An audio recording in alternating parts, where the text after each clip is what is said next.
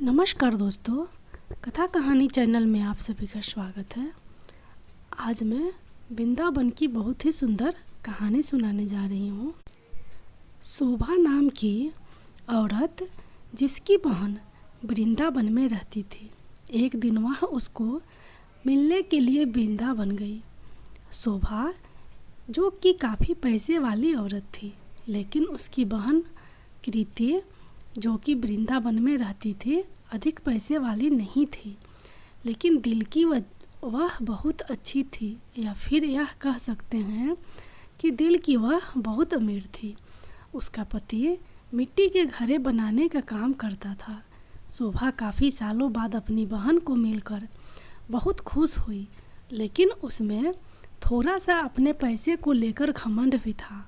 वो कृति के घर हर छोटी बात पर उसकी चीज़ों में से कमी निकालती रहती थी, लेकिन कृति उसको कुछ ना कहकर बस यही कह देती कि जो बिहारी जी की इच्छा। लेकिन शोभा प्रत्येक बात में उसको नीचा दिखाने का प्रयास करती। कृति ने अपनी ओर से अपनी बहन की अवभगत में कोई कमी ना छोड़ी। उसने अपनी बहन का पूरा ख्याल रखा। उसने उसको वृंदावन के सारे मंदिर के दर्शन करवाए और उनकी महिमा के बारे में बताया। शोभा यह दर्शन करके खुश तो हुई और उसने महिमा भी सुनी, लेकिन उसका इन चीज़ों में इतना ध्यान नहीं था। बस दर्शन करके वापस आ गई। उसको वृंदावन में रहते हुए काफ़ी दिन हो गए।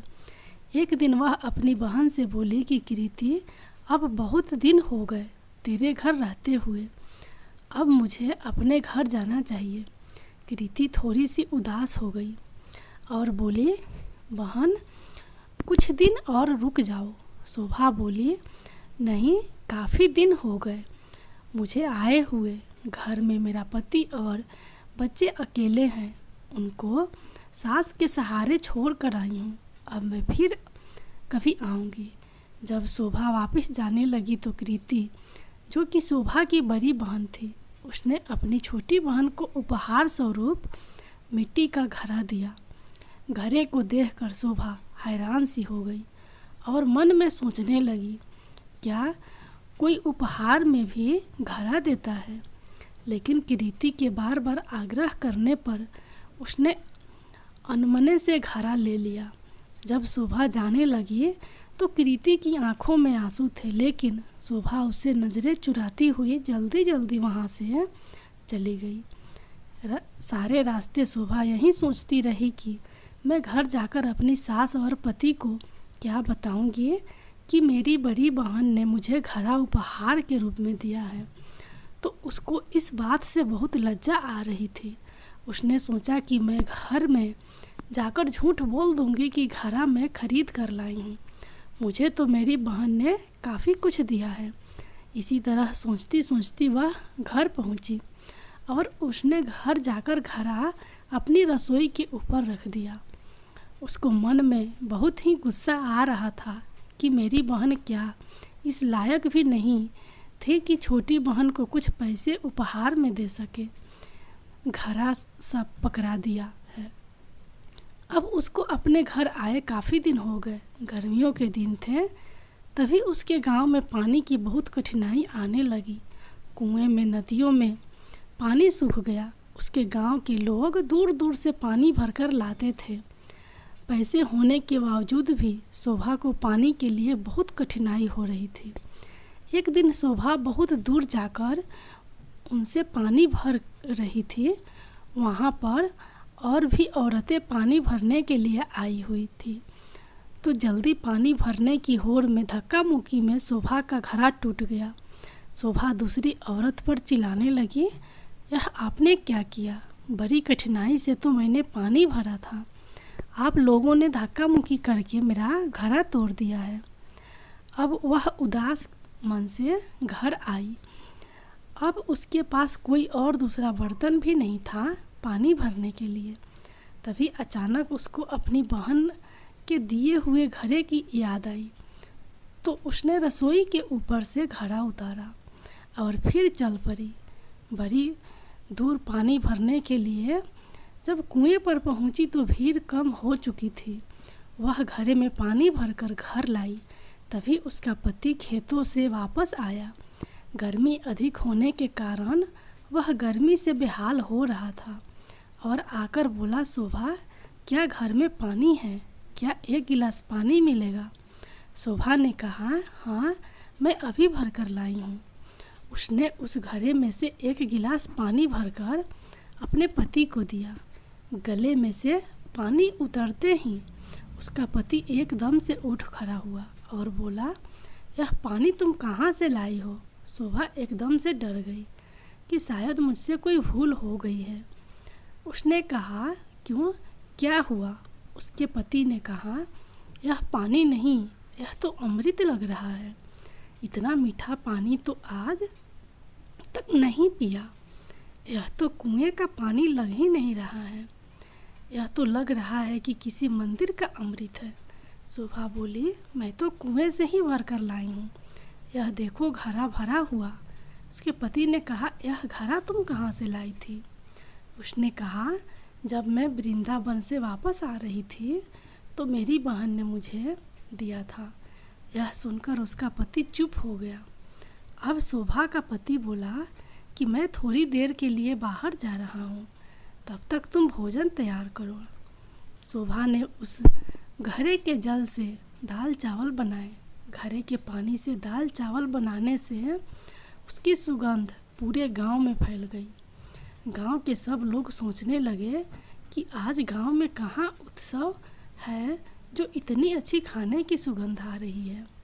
सब लोग एक एक करके उस सुगंध को सूंघते हुए शोभा के घर तक आ पहुँचे। साथ में उसका पति भी था। शोभा के पति ने आकर पूछा कि आज तुमने खाने में क्या बनाया है?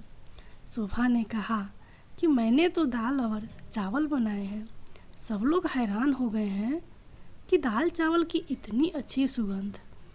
सब लोग शोभा का मुंह देखने लगे कि आज तो हम भी तेरे घर से दाल चावल खाकर जाएंगे।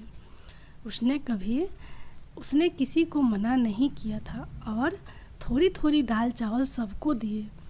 दाल चावल खाकर सब लोग उसको कहने लगे, यह दाल चावल नहीं, ऐसे लग रहा है कि हम लोग अमृत चख रहे हैं।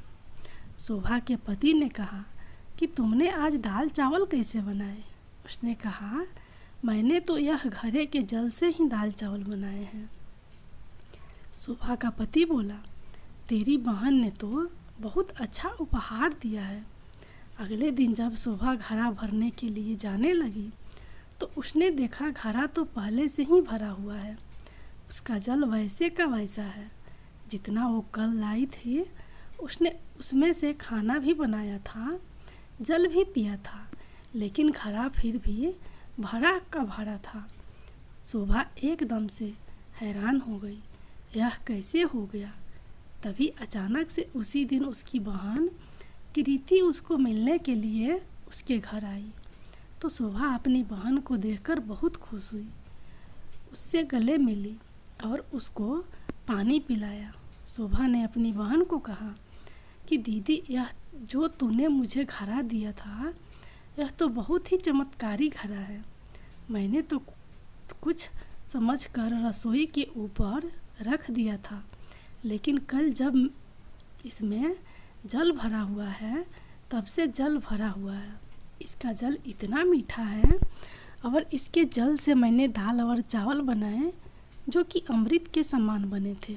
उसकी बहन बोली, अरे ओ मेरी भोली बहन, क्या तू नहीं जानती कि यह घड़ा ब्रज की रज यानी वृंदावन की माटी से बना है, जिस पर साक्षात किशोरी जी और ठाकुर जी नंगे पांव चलते हैं।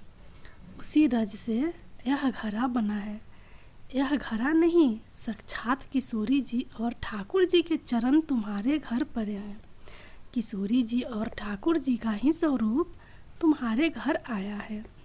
यह सुनकर उसकी बहन अपने आप को कोसती हुई और लज्जित होती हुई अपनी बहन के कदमों में गिर पड़ी और बोली, मुझे क्षमा कर दो जो मैं वृंदावन की रज की महिमा को न जान सकी।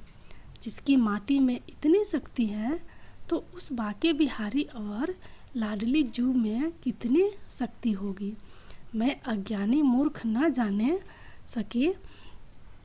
मुझे ब्रजराज की महिमा और उसकी महत्ता का ज्ञान नहीं था। मुझे क्षमा कर दो।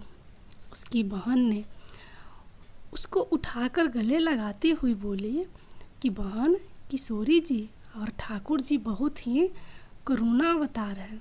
तुम्हारे ऊपर उनकी कृपा थी जो इस घरे के रूप में, इस रज के रूप में तुम्हारे घर पधारे। शोभा बोली, बहन, तुम्हारे ही कारण मैं धन्य हो उठी हूँ। तुम्हारा लाख लाख धन्यवाद। यह कहकर दोनों बहनें आंखों में आंसू भरकर एक दूसरे के गले लगकर रोने लगी। जय श्री राधे राधे।